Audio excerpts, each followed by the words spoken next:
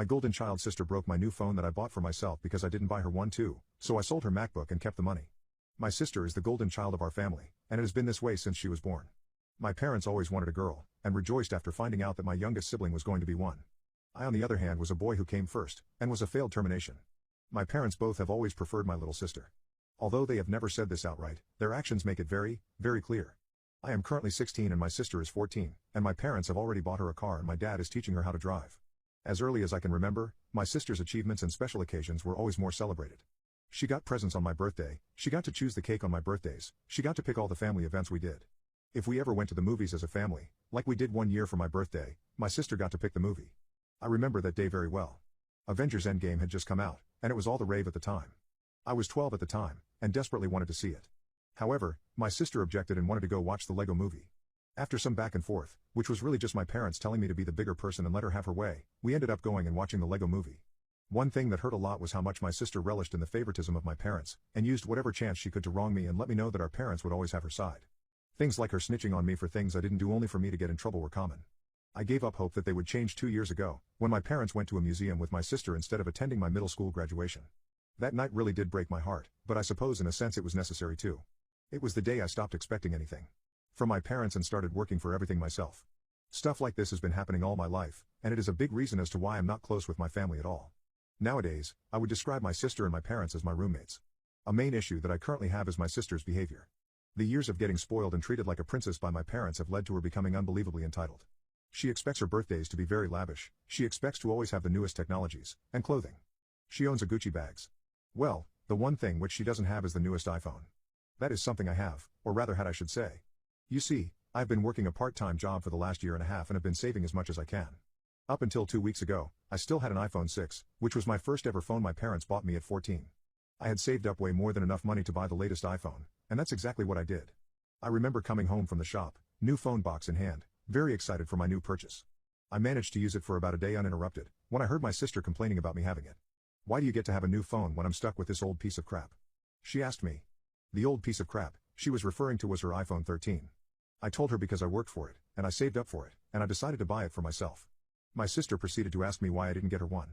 I was sort of expecting this from her, so I responded by telling her that her current phone is still new, she did not work for a new one, and shouldn't expect me to get her one. She was of course not satisfied, and in a classic move from my sister, went upstairs to tell our mother about it. I knew what was about to happen, and I mentally prepared myself for the argument that was about to ensue. My mother came down a minute later asking me why didn't I buy my sister a new phone, and I proceeded to tell her the same thing I told my sister. She was not happy, and told me that family buys things for each other. I then asked her if that's the case why did she get my sister a car at 13 and despite me being 16 I still haven't received one, and she said it's because my sister doesn't have a job. I called bullcrap then and there and told my mother I am sick of the blatant favoritism that occurs in this house every single day.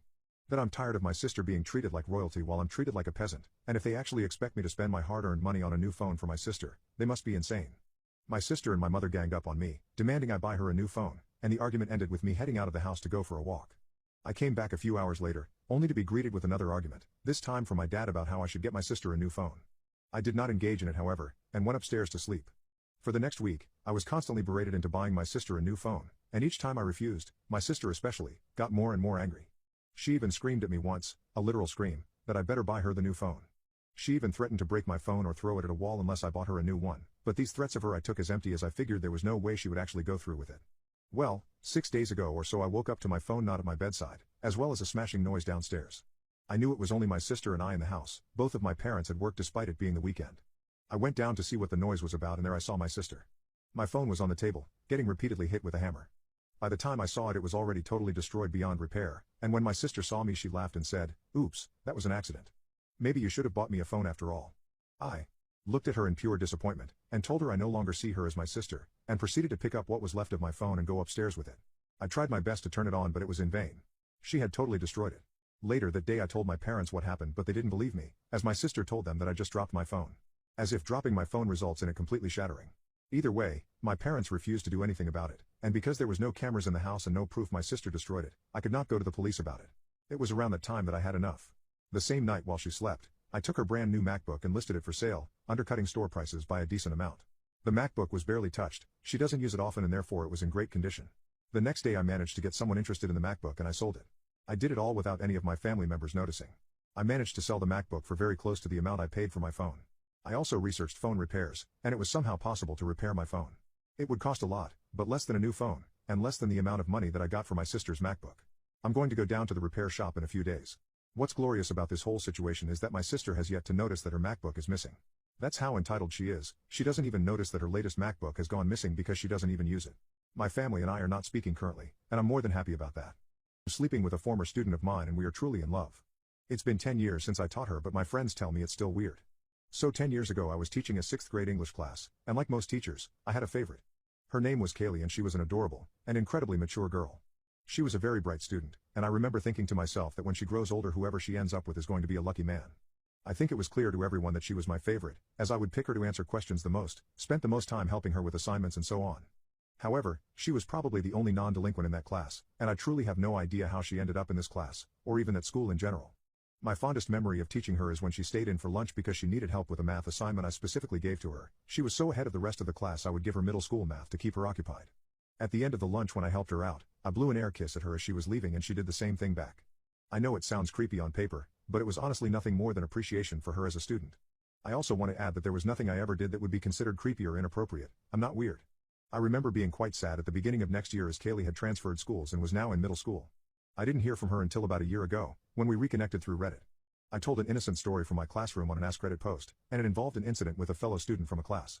She clearly saw it and sent me a DM, asking if I was Mr. S. After I replied, asking how she knew, she told me that she was Kaylee. It was surreal. It was by sheer chance that we reconnected, but I'm so glad that we did. We quickly exchanged emails and started talking that way, reminiscing on old memories and catching up on life, as it had been around 9 years since I taught her and she was now 21 and in junior year of college. She was studying philosophy, and as someone who has read a great swath of philosophical literature, I discussed philosophy with her. We got into a Freud versus Jung debate through email. I honestly had no ill intentions at the start, but at one point I found myself asking if we could continue this debate over coffee sometime. She replied yes enthusiastically. When we met up for coffee, I was in awe at just how mature she had become. She was now a fully fledged woman, 21 years of age and very beautiful, with the brains to match. We got to catching up, and it honestly looked like we were a couple. By the end of our coffee date, I began to suspect that she found me attractive. Before we parted ways, I decided to shoot my shot with her. I'm a single man in his late 30s, and even though she was my previous student, now that she is well past legal age, I truly saw nothing wrong with it. I asked her if she would like to go for dinner with me sometime, and she said yes. The next week we met up for dinner, and long story short, she ended up back at mine and we had intimacy. We went for 3 rounds, and it was honestly the best intimacy of my life. Before I continue, there is something you must know, and that is I did not own her in any way, and there is no way I pressured her into this. Despite being in my late 30s, I exercise a lot, I'm in very good shape, take care of myself and have been told by many that I am conventionally very attractive. She slept with me on her own will, and there was no power dynamic and coercion involved. Anyway, back to the story. This intimate encounter of ours sparked an intimate relationship. We would see each other once a week or once every 2 weeks, and quickly seeing her became the highlight of my life. I started developing serious and intense feelings after sleeping with her a few times, and I confided this in her, and she said she felt the same. However, she said that we could not be in an official relationship until at the very least she is out of college.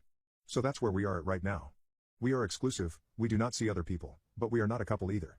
She comes over to mine, or I come over to hers roughly once a week. We catch up, watch TV, maybe go out to dinner, and sleep together. She's amazing. But one problem I have is my friend group.